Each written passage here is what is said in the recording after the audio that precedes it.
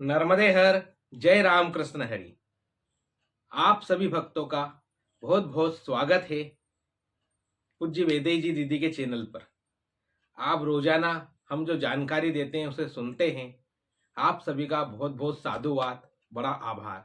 हम जानकारी देते हैं आप लोगों के लिए। आप जब उसे सुनेंगे तभी हमारी जानकारी, हम जो जानकारी यूट्यूब पे डालते हैं उसका कोई महत्व होगा। उसका अगर किसी भी व्यक्ति को कुछ फायदा होगा तो ही हमारी जानकारी डालना वो जो मकसद है वो पूर्ण होगा। कल नर्मदा मैया की ठाकुर जी की एक भक्त है, जो भक्त हैं, उन्होंने 1001 रुपए की दक्षिणा दी थी। उनके ऊपर माँ नर्मदा बहुत बहुत कृपा करे। माँ नर्मदा उनकी हर मनोकामना पूर्ण करे और ठाकुर जी का आशीर्वाद सदैव उनके ऊपर बना रहे। उनने जो दक्षिणा दी, उनकी दक्षिणा से ठाकुर जी के लिए पतंजलि का घी लाया गया। घी की सेवा की गई ठाकुर जी की, जो भोग सेवा में और जो उनकी दीप सेवा में घी का उपयोग होगा, क्योंकि घी नहीं था ठाकुर जी की सेवा में। तो हम आपको फिर एक बार साधुवाद देते हैं, जो आपने कल दान दिया उसका ठाकुर जी की घी की सेवा हुई। तो चलिए आज की इस वीडियो को आरंभ करते हैं। आप नए हैं तो हमारे चैनल को सब्सक्राइब कर लीजिए। देखिए, जो भक्त नर्मदा परिक्रमा करने जाते हैं वो लोग जब नर्मदा परिक्रमा समुद्र पार करने के पहले रुकते हैं विमलेश्वर मंदिर में।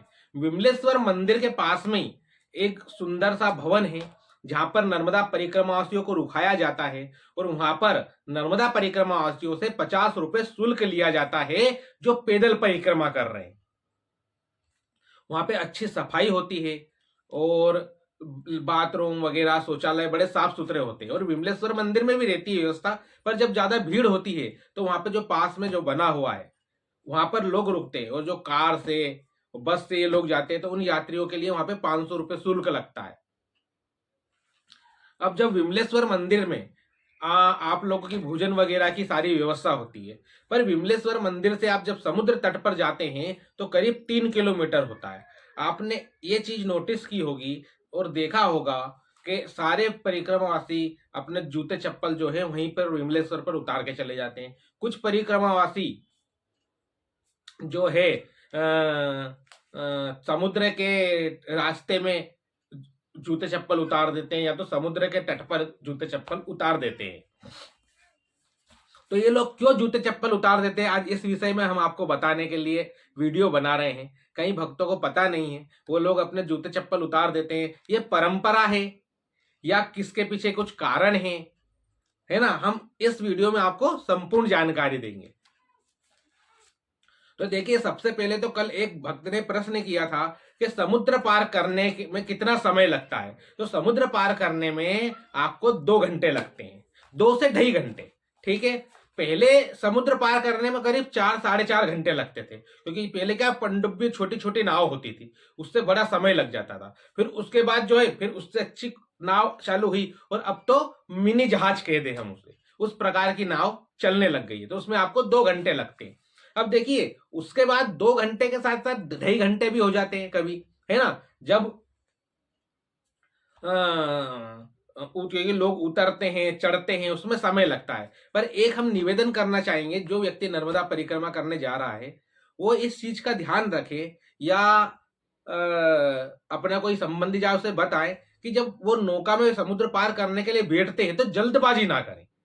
बिल्कुल जल्दबाजी न करें, क्योंकि लोग जो परिक्रमावासी बहुत जल्दबाजी करते हैं, है ना, नौका में बैठने धक्का मुक्की करते हैं, है ना। इससे 2 साल पहले जो है एक व्यक्ति को चोट भी आई थी।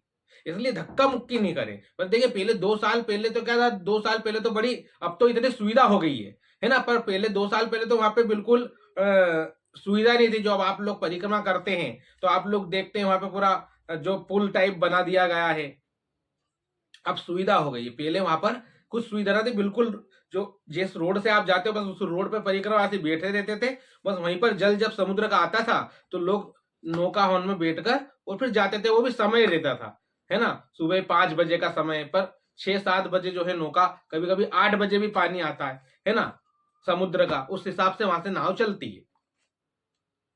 तो धक्का मुक्की ना करें, एक तो सबसे मेन चीज ये है। और जब आप नौका से उतरते हैं, है ना, उस उत्तर तट पर जब नौका आपको उतारती है, तो उस समय भी बहुत जल्दबाजी करते उतरने के लिए। जल्दबाजी आपको नहीं करना है, आपको आराम से सबको उतारेंगे वो लोग, तो आप जल्दबाजी बिल्कुल भी ना करें। एक तो ये जानकारी है ना। दूसरा प्रश्न उन्होंने पूछा था कि कितना पैसा लगता है पैदल परिक्रमावासी होगा। तो देखिए, जो पैदल परिक्रमावासी है उनकी 250 रुपए की स्लिप कटती है ना। 250 रुपए लेते हैं और 250 रुपए लेकर वो आपको नौका से उत्तर तट पर छोड़ देते हैं। पर पर्सन 250 रुपए। पर यदि कोई बस से कार से जाता है ना, तो इसमें वहां का शुल्क 1000 रुपए है ना। तो ये शुल्क रहता है वहां पे। वो 2-2.5 घंटे 3 घंटे में आपको दक्षिण तट से उत्तर तट पर उतार देते हैं।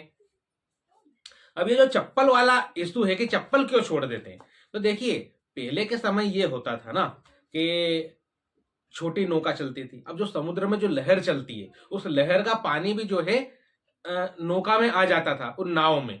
तो जो जो वहां पे नाविक होते थे, वो लोग आपके जूते चप्पल वहीं तट पर उतरा देते थे, जबरदस्ती उतरा देते किसी को, क्योंकि समुद्र का पानी है ना, नाव है, उसमें जो है चप्पल जूते हैं आपके रहेंगे, छोटी नाव है, फिर अपने साथ आप माता का चित्रपट लेके चलते हैं, है ना, उसके बाद अपना माता का जल आपके साथ लेके चलते हैं। तो क्या होता है, अब आपका बैग वगैरह तो सब वहीं रखे रहते हैं, छोटी नाव रहती थी, तो वो चप्पल जूते उन पे ना लगे, इसलिए सारे परिक्रमावासियों के चप्पल जूते तट पर उतरा देते थे।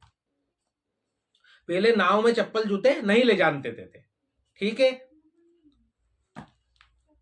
और जो है वहां की पहले व्यवस्था जो है सारे गांव के लोग देखते थे। पूरी आपकी सारी व्यवस्था गांव के लोग ही करते थे। वहां के जो सरपंच थे वही नौका पार कराना, आपके रुकने की व्यवस्था पहले के समय में, है ना। अब जैसे देखिए, अब और उसके बाद क्या होता था, पहले के समय में जब समुद्र पार होता था तो परिक्रमावासी नीली पन्नी या कोई सी भी पन्नी को अपने बैग के ऊपर लपेट लेते थे, जैसे समुद्र की लहर से उनका बैग गीला नहीं हो, उनका सामान गीला ना हो, है ना। मुख्य कारण है, इसलिए लोग पहले अपने बैग में पन्नी लपेट लेते थे, है ना। अपने चप्पल जूते जो नौका नाविक थे वो वहीं उतरा देते थे तट पर, या तो वहीं जहां से वो विमलेश्वर में वहीं पर चप्पल जूते उतरा दिया करते थे। तो ये कारण था चप्पल जूते उतारने का। इसके पीछे ऐसा कोई कारण नहीं है कि शास्त्रों के कारण चप्पल जूते उतार दिए, कि वहीं कहीं लिखा हुआ है, आप ऐसा ना सोचे, ऐसा कुछ भी नहीं है। इसका कारण बस यही था कि छोटी नाव होती थी, हमारे साथ में नर्मदा जल होता था, साक्षात मैया होती थी, बैग में रहता था वो, तो किसी के चप्पल जूते पे ना लगे, इसलिए नाविक उन चप्पल जूते उतरा देते थे। पर अब जो परिक्रमा होती है, तो अब परिक्रमा में क्या होता है कि अभी भी लोग बाग जो हैं चप्पल जूते छोड़कर चले जाते हैं। तो अब आप लोगों को चप्पल जूते छोड़कर नहीं जाना है। इस वीडियो के माध्यम से सबसे महत्वपूर्ण जानकारी यही हम आपको लोग पहुंचा रहे हैं। आप जब भी नर्मदा परिक्रमा करने जाएं तो अपने चप्पल जूते ना विमलेश्वर पर छोड़े, ना समुद्र तट पर छोड़े, और ना विमलेश्वर से समुद्र तट, है ना, 3 किलोमीटर रास्ते में भी ना छोड़े। आप लोगों ने परिक्रमा लगाई होगी, कोई कितने भक्तों ने परिक्रमा लगाई है वो जानते होंगे, कितने लोग रास्ते में चप्पल जूते छोड़ देते हैं। वहां विमलेश्वर में भी कहते हैं आप अपने चप्पल जूते छोड़कर ना जाएं, तो भी लोग छोड़कर चले जाते हैं, है ना। जब आप विमलेश्वर से समुद्र तट पर जाओगे तो वहां पे भी बोर्ड लगा हुआ है कि कृपया अपने चप्पल जूते यहां पर छोड़कर ना जाएं, तो भी लोग छोड़कर चले जाते हैं। अर्थात होता क्या है कि लोग बाग को कहते हैं ना, पहले भेड़ चाल, बस किसी ने एक कुछ ऐसा किया तो बस उसको प्रथा बना ली। तो अभी भी कुछ लोगों ने इसको प्रथा बना दी है कि भाई यहां से चप्पल जूते छोड़ के ही जाना है, ये प्रथा है। पर ऐसी कोई प्रथा नहीं है। इसके पीछे जो हमने कारण बताया ये कारण था। और अभी भी बहुत सारे लोग चप्पल जूते छोड़कर जाते। अब आप लोग चप्पल जूते छोड़कर ना जाएं। और जो लोग कहते हैं कि भाई नाव में चप्पल जूते पहनकर नहीं चढ़ने देंगे, उनको हम बता दें कि अब जो है, अब 2025, 2026, 2027 जब भी परिक्रमा करने जाएंगे तो चप्पल जूते पहनकर आप वहां पे नाव में बैठ सकते हो, आपको मना नहीं करेंगे। अब वो रूल चेंज हो गया है कि चप्पल जूते उतार कर, क्योंकि अब आपके बैग लेकर, क्योंकि अब बड़ी नावें हो गई हैं, तो आपका बैग लेकर और जो है एक तरफ रख देते हैं सारे बैग, तो आप अपने चप्पल जूते पहनकर नाव में बैठिए, वहां पर चप्पल जूते मत उतारिए। कितने ऐसे भक्त हैं जो लोग अपने चप्पल जूते उतार कर उनको पोलोथीन में रखकर अपने बैग में रख लेते हैं। आप सोचिए, आपके बैग में मां नर्मदा का जल है, मां नर्मदा का चित्रपट है जिसकी आप रोज पूजा अर्चना करते हो, है ना, और उसी बैग में आप अपने चप्पल जूते रख रहे हो, तो सोचिए कितना बड़ा अपराध है। अब देखिए, ये जो चीज हम इंसान हैं, है ना, हम हमारे लिए भगवान ने रोटी बनाई है ना, हमको भगवान ने बुद्धि दी है। जानवर तो है नहीं कि घास खाते तो अक्कल नहीं है, बुद्धि नहीं है, विवेक नहीं है।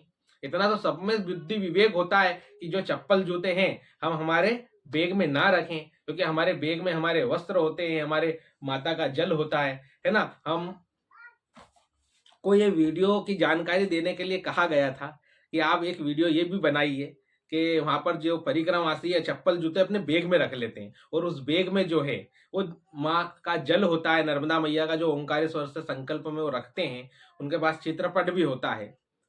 तो आप लोग ध्यान रखें, अगर आपके कोई परिचित हैं आप उनको भी ये जानकारी पहुंचाएं, है ना, हो सकता है तो आप ये वीडियो भी शेयर कर दीजिए। दूसरी चीज ये होती है कि लोग बाग जो है ना सुबह सुबह अंधेरे में विमलेश्वर से परिक्रमा के लिए निकल जाते हैं, तो सूर्य उदय के बाद ही निकलिए, क्योंकि नौका जो है सूर्य उदय होता है उसके बाद ही चलती है अभी अभी की कंडीशन में। तो रात में ना निकलिए, आप अंधेरे में निकल जाएंगे, पर जब वहां समुद्र तट पर पहुंचेंगे तो आप वहां देखिएगा, या जिन परिक्रमा वासियों ने परिक्रमा लगाई आप कमेंट के माध्यम से बताइएगा। अगर हमारी जानकारी हो सकता है गलत हो तो आप कमेंट के माध्यम से बताइएगा कि जब वहां पे जल आता है ना, तो ही वो नहर में जल आता है, तभी वो नौका आगे बढ़ाते हैं, और जो है सूर्य उदय हो ही जाता है। कभी तो 7 बज जाती है, कभी कभी 8 भी बज जाती है ना, लोग 5 बजे 4 बजे जाकर वहां बैठ जाते हैं। तो इस चीज का भी जो है आपको विशेष ध्यान रखना है, ठीक है, ये हमने आपको बता दिया। और एक बड़ी महत्वपूर्ण चीज और हम और आपको बता देते हैं, लोग जो क्या करते हैं, देखिए एक के देखम देख एक लोग करते हैं, हमारे हिंदू समाज में सबसे बड़ी गलती है। अब लोग क्या करते हैं, जो संकल्प का जल लेकर आते हैं अपने साथ, ठीक है, ओंकारेश्वर से या अमरकंटक से, तो वो समुद्र में जब बीच समुद्र पहुंचते तो वो जल आधा जल खाली कर देते हैं और आधा समुद्र का भर लेते हैं। आपको ऐसा नहीं करना है। आपको जो अपना संकल्प का जल है उसको खाली नहीं करना है, वो नर्मदा मैया का जल अपने पास ही रखना है। वो आप विसर्जित कर देते हो अपना जल संकल्प का, वो आपको नहीं करना, वो आपको ओंकारेश्वर में ओंकार भगवान पर, विमलेश्वर भगवान पर चढ़ाना है। हाँ, आप समुद्र से अलग से जल भर सकते हो, आप ऐसा कर सकते हो। ये बड़ी महत्वपूर्ण जानकारी हम आपको इस वीडियो के माध्यम से दे रहे हैं। आपको अपने संकल्प का जल जो है वो समुद्र के बीच में नहीं छोड़ना है, संगम पर समुद्र में नहीं छोड़ना है।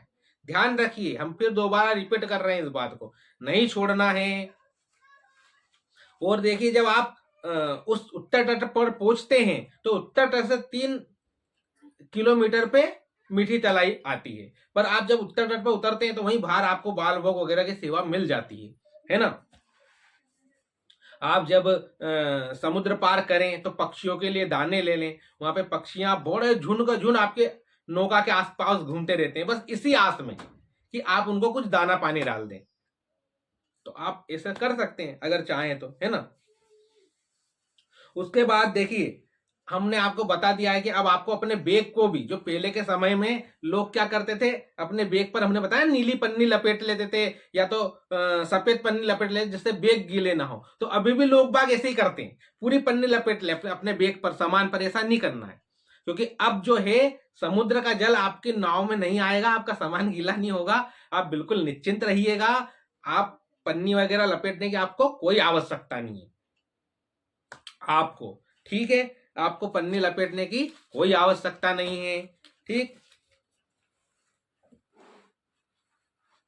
इसलिए जो है छोटी नाव चलती थी तो नाव में जल आ जाता था, बस इसलिए आपका सामान गीला हो जाता था। अब गीले होने की कोई संभावना नहीं है, पर्याप्त मात्रा में जगह रहती है वहां पे जहाज में।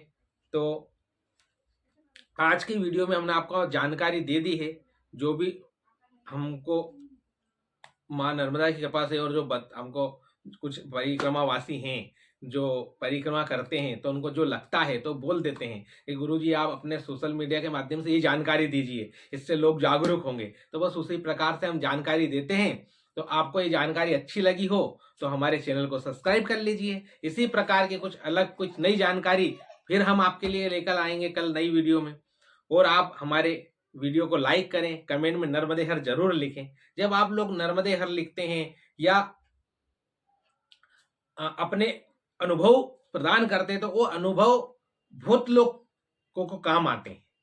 और आप कमेंट में नर्मदे हर लिखते हैं तो हमको बड़ी प्रसन्नता होती है कि हमने जो जानकारी आप तक पहुंचाई है तो आपने नर्मदे हर लिखा। इसका मतलब ये है कि आप उस जानकारी को आपने श्रवण किया है और कहीं ना कहीं उस जानकारी से आप प्रफुल्लित हैं।